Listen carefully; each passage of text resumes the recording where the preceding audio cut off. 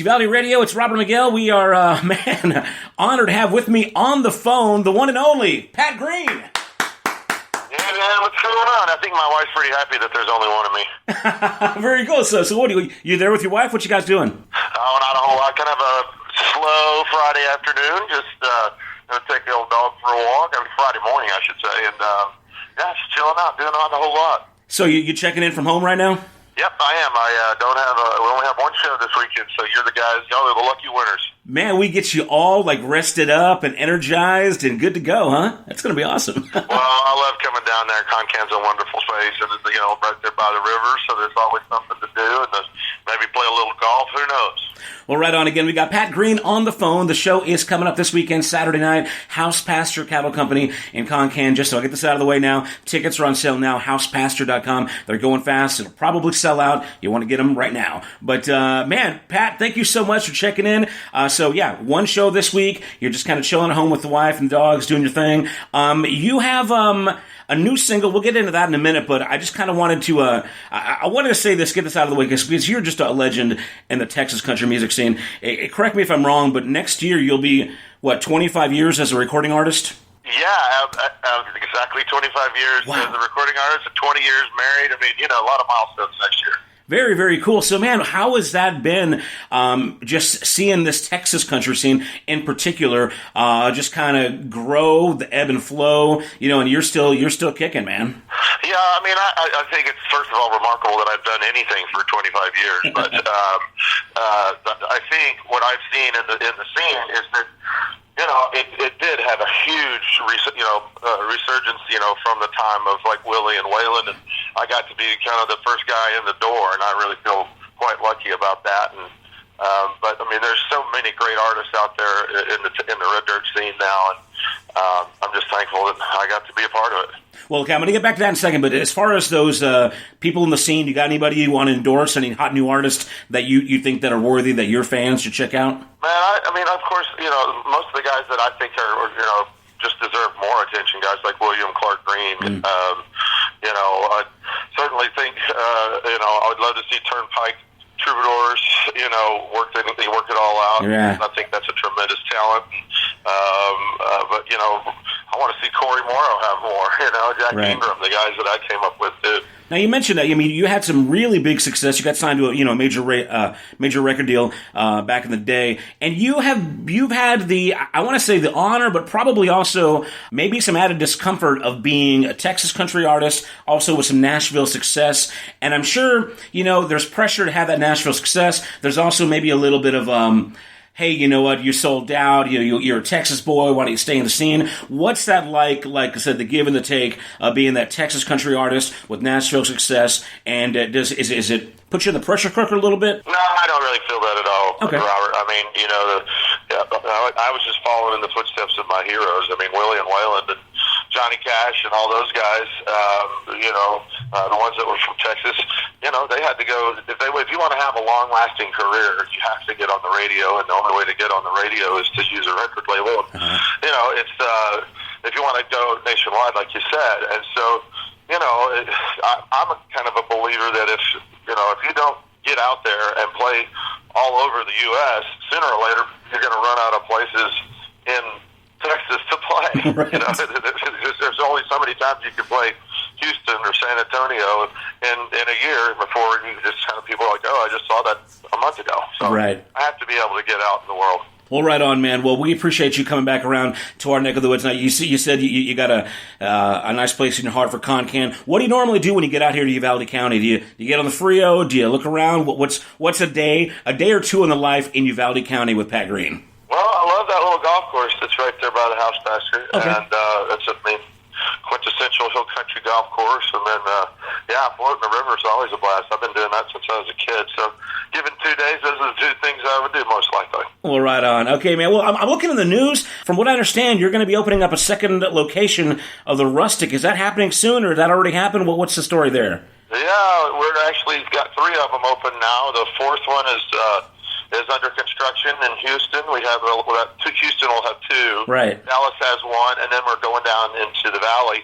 We're going to open one up in Pharr, Texas, after we open this one in Houston that's currently going right now. So, yeah, I mean, it's a successful deal, and keep it going as long as you can. Keep your fingers crossed. I'm not really much of a restaurant guy, or at least I didn't think I was until I got into this. But I'm sure having a lot of fun with this one. Well, for those of us who don't know, give us the backstory and what got you into that whole venture. Well, I knew the guys that were starting the restaurant, and there was 4 different groups that were vying for this piece of property with the property owner, and I knew those guys too. So it was kind of just a natural fit that I walk in there and have a meeting and try to grease the skids a little bit and say, okay, let's go with my group. And we were lucky enough to get the contract, and man, the one in Dallas just went gangbusters, absolutely bananas. So we're going as fast as we can, but it's hard to keep up, to be completely frank. Well, right on, man. I mean, you're quite the entrepreneur. Any other ventures that, I know you're a recording artist and you're a touring artist, but any other thing besides, restaurateur and venue ownership that you're into? Yeah, I have an art gallery here in Fort Worth where I live, and I make I do a lot of bronzes, and I work with metal quite a bit, and just something to keep me pedaling at all times is really what I need. Wow, so now you have your own art gallery, like it's your stuff. Yep. Wow. Absolutely. I don't know how I missed that. That is fantastic. Where's it located in Fort Worth? It's right across. It's on basically I-30 in Montgomery. Okay. If you know where the new Dickies Arena that just went in, it's about a half mile from that area. So yeah, it's close to the downtown to be downtown. Well, right on. That's exciting. That's the next thing I'll do when I'm in Counttown. And again, I just realized you're playing a benefit for Cancer Sucks in Odessa here soon. You want to give any details on that? Well, I mean, I think everybody who's ever been around it, my dad had it, it affects, so many people across, that everybody knows. I mean, everybody knows somebody that's dealt with that. Yeah. So,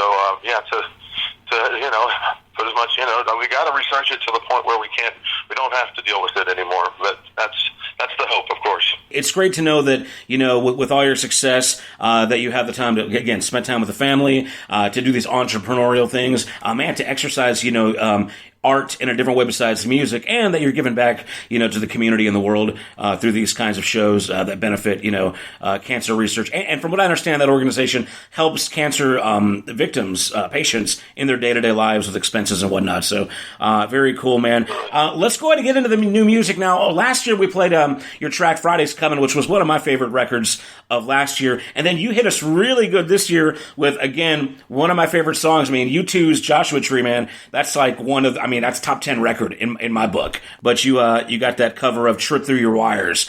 Give us a backstory on how you decided to do that. Well, Rattle and Hum was one of the biggest movies that I can remember when I was a teenager, and that song.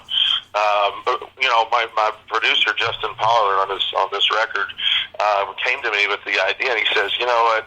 You would sound great, Joe Ely, on that song." And the light just came on. I was like, "That is such a natural fit."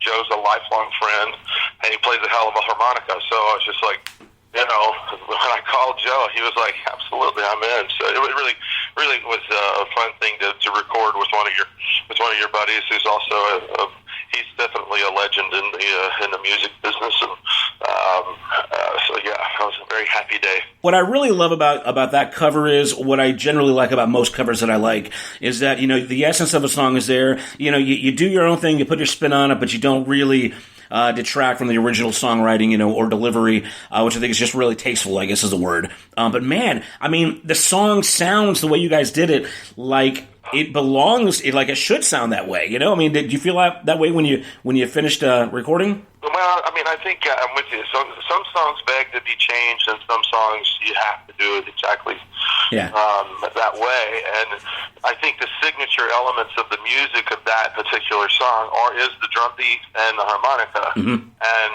so, I think without that, you wouldn't really recognize that song.